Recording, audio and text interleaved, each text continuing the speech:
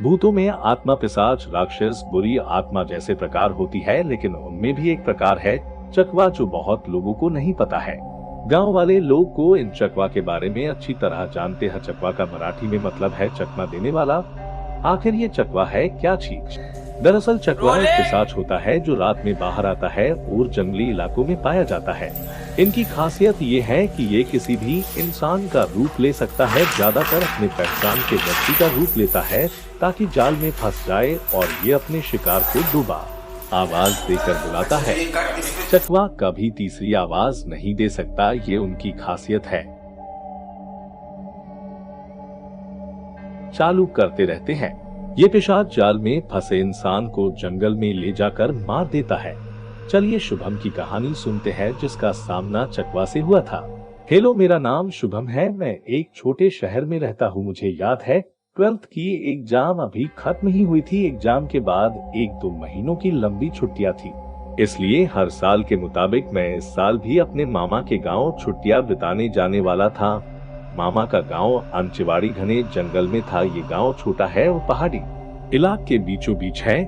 गांव छोटा है इसलिए इस गांव से एक ही बस जाती है। जब मैं गांव पहुंचा तब काफी खुश था। घर से काफी दूर, न कोई गाड़ियों का शोर न ही प्रदूषण। बस से उतरते ही मामा मुझे लेने के लिए खड़े ही थे। मैं गांव आया इसलिए मामा भी बहुत खुश थे। हमारे मामा के पास बहुत खेती है और गांव में उनकी बहुत इज्जत थी। जब मैं घर पहुंचा तब शाम हो चुकी थी। घर पर मैं आने पर सब खुश थे, मामी, दादा, दादी और मामा के लड़के भी। इतना सफर करके मैं बहुत थक गया था इसलिए खान खाकर सो गया। दूसरे दिन मैं सुबह जल्दी उठ गया। वैसे गांव में सुबह लोग जल्दी उठ जाते हैं। मामा के लड़के राजू और सुरेश मुझसे पहले उठ गए थे। वैसे वो उनका रोज का समय था। सुबह जब मैं, राजू और सुरेश जब चाय ले रहे थे तब राजू बोला कि आज हम दोपहर को जंगली पहाड़ पर जाएंगे घूमने के लिए। ये सुनते ही मैं बहुत खुश हुआ क्योंकि मुझे एडवेंचर बहुत पसंद है। हमें ये प्लान मामी को बताया और मामी ने इजाजत दे दी। हमारा प्लान शाम को आने का था इसलिए मामी ने हमें तीनों को टिफिन दे दिया। हम करीब 12 बजे के आसपास निकले। गर्मी का मौसम था, धीरे धीरे गर्मी बढ़ रही थी। हमें करीब 30 मिनट चलते हुए जाना था। हम गांव से बाहर निकले, फिर खेतों से होते हुए हम जंगल की तरफ पहुंच गए। थोड़े जंगल के बाद बड़ी पहाड़ी थी।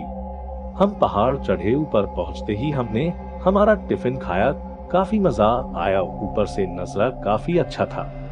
हम करीब 4 बजे तक घूमे और घर तक लौटते हुए हमें शाम हो गई। तब मामा भी खेती से लौट रहे थे। हमने उनको हमारी सारी बातें बताई। मैं आज भी काफी थक गया था और राजू और सुरेश भी, इसलिए हमने खाना खाया और सो गए। लेकिन आगे जो भी होने वाला था वो काफी डरावना था। मुझे याद है उसी दिन करीब रात के 2 बजे मुझे सुरेश की आवाज आई और मैं जाग गया। मैं अपने बिस्तर से उठा और सामने वाले रूम में आया। वह कोई नहीं था इसलिए मैंने खिड़की खोली और बाहर देखने लगा और तभी फिर से मुझे सुरेश की आवाज आई। वो घनी झाड़ियों के पीछे खड़ा था। मैंने सोचिए इतने रात को बाहर क्या कर रहा है। मैंने लाइट जले और दरवाजा खोलकर बाहर गया, लेकिन मैंने जो देखा वो काफी डरावना था। वो सुरेश तो था लेकिन लग नहीं रहा था। वो अपनी आंखें बंद चालू कर रहा था। मैंने कहा, अरे सुरेश, तुम इतनी रात बाहर क्या कर रहे हैं? वो बोला कि शुभम, मेरा मोबाइल फोन पहाड़ी पर रह गया है, चलो जाते हैं लेन को। मैं गुस्से से बोला, तुम्हें समय पता है क्या हुआ है? ये कहते हुए मेरी नजर उसके पैरों की तरफ गई। दोस्तों, जो मैंने देखा उससे मैं करीब बेहोश होने वाला था। उसके पैर उल्टे थे। ये देखकर मैं जोर से चिल्लाया। जैसे ही मैं चिल्लाया घर वाले सब उठ गए, मामा, मामी सब। मैं अचानक जमीन पर गिर गया और वो डरावना सुरेश वहां से गायब हो गया। मुझे मामा ने उठाया। तब वह सुरेश और रमेश दोनों खड़े थे। शकल से काफी डरे हुए लग रहे थे। मैं गुस्से से बोला, क्या तुम्हें यही टाइम मिला मजाक करने को? सुरेश बोला, नहीं शुभम, मैं अभी उठा हूँ तुम्हारे आवाज से। ये सुनकर मैं तो कांपने लगा।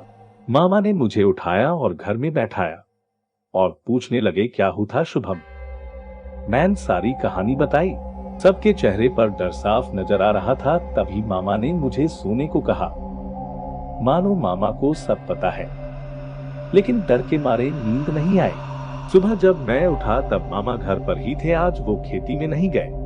जब मैं चाय ले रहा था तब उन्होंने मुझे बुलाया और बोले, रात में तुम जिसे मिले वो एक पिशाच चकवा था। ये सुनकर मेरे नीचे से जमीन खिसक गई। दोस्तों, चकवा क्या होता है मुझे पता नहीं था। मामा बोले कि इस गांव में चकवा है। हमारा घर जंगल के काफी करीब है, इसलिए वो हमारे घर तक पहुंच सका। मामा बोले करीब 2 महीने पहले पड़ोस के लड़के की लाश मिली थी उसके घर के थोड़ी दूर जंगल में। वो काम इसी चकवा का था। शायद उस पिशाच ने तुम्हें जंगल में देख लिया था, इसलिए वो यहाँ घर तक पहुंचा। इस घटना के बाद मुझे उस गांव में अजीब लगने लगा। मैं 2 दिनों में ही घर को लौट गया। आज भी जब मैं ये मंजर याद करता हूँ तो काफी डर लगता है। मैं मामा के गांव जाने के लिए मैं 10 बार सोचता हूँ। तो दोस्तों, कैसी लगी कहानी कमेंट करके जरूर बताएं और चैनल को सब्सक्राइब भी जरूर करें। तो मिलते हैं हम अपने अगले वीडियो में। तब तक आप लोग जहां भी रहें स्वस्थ रहे और मस्त रहे।